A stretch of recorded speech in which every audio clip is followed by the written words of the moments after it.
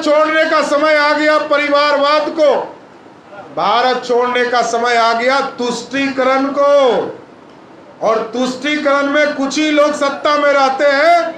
जो आप डिमांड कर रहे हैं कि सत्ता में हिस्सेदारी चाहिए, ये तुष्टीकरण खत्म होगा तो तुरहा समाज भी मुख्य धारा में आने का काम करेगा साथियों। इसलिए हम शहीद के बंधन के लिए खड़े हैं, उनके नमन के लिए खड़े हैं। पूरी भारतीय जनता पार्टी इसमें लगी है साथ। और मैं तो कहता हूं, हमारे शहीद तो जरूर हो गए अकलुतुल्लाह जी, लेकिन हम उनको दिल में याद करें सभी लोग। मैं जला हुआ राख नहीं हूं, मैं जला हुआ राख नहीं हूं, अमर दीप हूं।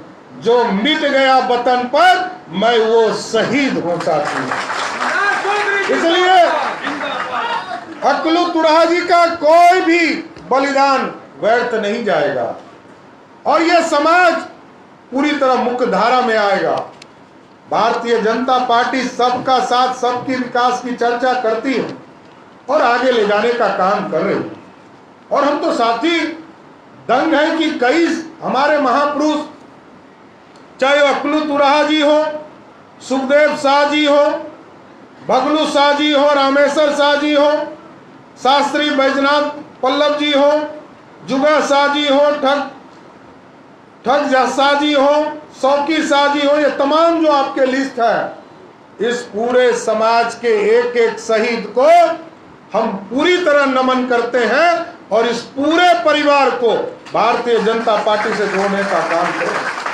और अभी देश के प्रधानमंत्री जी ने कहा है कि आप जो हमारे वीर शहीद हुए हैं उनको जो हम याद नहीं करते हैं, चाहे वो पारा मिलिट्री फोर्सेज हो या स्वतंत्रता सेनानी हो, इन तमाम लोगों के नाम से जिस तरह रामा देवी जी ने प्रयास शुरू किया है, आप रामा देवी जी से, पवन जायसवाल जी से, हम लोगों से और मधुबनी जिले के भी सभी जो हमारे माननीय सदस्य हैं उन लोगों से भी आग्रह कीजिए कि अकलुतुल्लाह जी के नाम पर जिस भी गांव में तुल्लाह समाज के लोग रहते हैं उस गांव में जो पोखरा है उस पर एक शिलापट लगाने का काम कीजिए। सभी जगह पर इन चीजों को स्थापित करना है साथियों, और समाज लगातार मुख्य धारा में आए इसकी चिंता करना है। आज देखिए साथियों, अभी रामकृपाल यादव जी चले गए, लेकिन कुछ दो हमारे समाज के ठेकेदार हैं, वो कहते रहे कि हम आरक्षण हम ही देते हैं। लेकिन आप पूछिएगा, कभी 90 से लेकर 2005 तक की सरकार चली बिहार में, कोई एक वर्ग नहीं है साथियों जिसको आरक्षण दिया हो, ना पिछड़े को, ना अति पिछड़े को, ना दलित को, ना स्वर्ण को।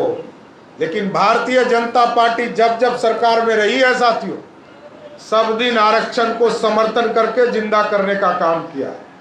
1952 में पहली बार जब डॉक्टर श्यामा प्रसाद मुखर्जी जी संविधान सभा में थे, जो जनसंघ के पहले राष्ट्रीय अध्यक्ष हुए, तब भी जब दलितों को और आदिवासी समाज के लोगों को आरक्षण मिला, तब भी डॉक्टर श्यामा प्रसाद मुखर्जी मंत्री हुआ करते थे और बाबा साहब भीमराव अम्बेडकर को समर्थन कर रहे थे।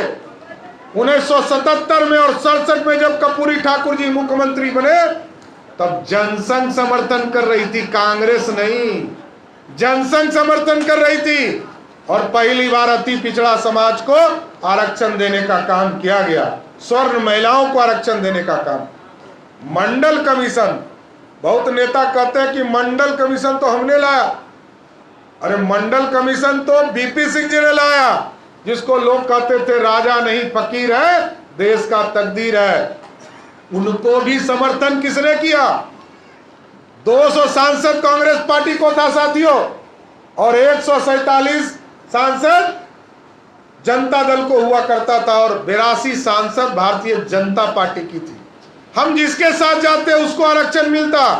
लेकिन भारतीय जनता पार्टी के नेता श्रद्धेय अटल बिहारी वाजपेयी और लाल कृष्ण आडवाणी जी ने तय किया कि मंडल कमीशन लाएंगे और इस देश में पहली बार ओबीसी को देश में आरक्षण देने का काम किया गया। और जब इस देश में एक अति पिछड़ा का बेटा,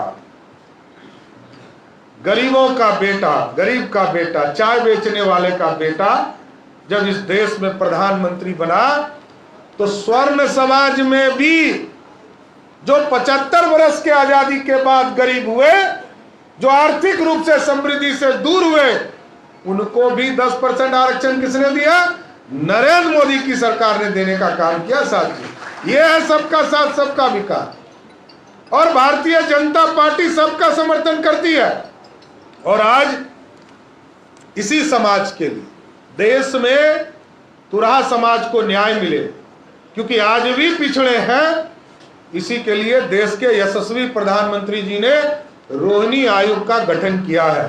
पूरे देश में ऐसे पिछड़े समाज जो अति पिछड़ा होकर समाज के मुख्य धारा से दूर हो रहने का काम किया, कहीं कोई पढ़ाई लिखाई में आगे नहीं बढ़ पाया, उसकी चिंता करने के लिए रोहिणी आयोग का कमीशन का गठन किया है। और इसका भी रिपोर्ट जमा हो गया साथियों।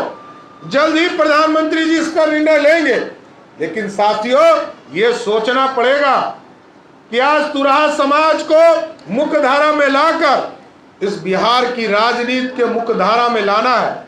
इसलिए साथियों, आज भारतीय जनता पार्टी में आपने शुरुआत किया है।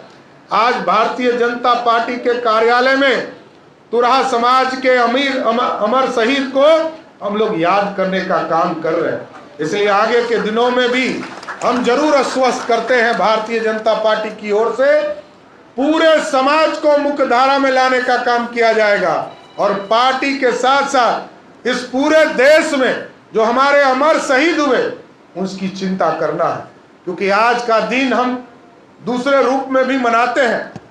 आज ही के दिन हिंदुस्तान 3 भागों में बटा साथियों। एक पाकिस्तान हो गया, एक बांग्लादेश हो गया और एक हिंदुस्तान रह गया। और लाखों लोगों की हत्या आज ही के दिन पाकिस्तान और हिंदुस्तान के चक्कर में हुआ। यदि हिंदुस्तान नहीं बटा होता, विभाजन नहीं हुआ होता और हमको आजादी मिली होती, आज दुनिया के सबसे ताकतवर देश कौन होता? भारत होता। इसलिए साथियों, हम लोग संकल्प ले कि समाज को आगे बढ़ाते हुए 2024 में फिर से नरेंद्र मोदी के नेतृत्व में 40 की 40 सीट जिताने का काम कीजिए। ये हम आग्रह करना चाहते हैं।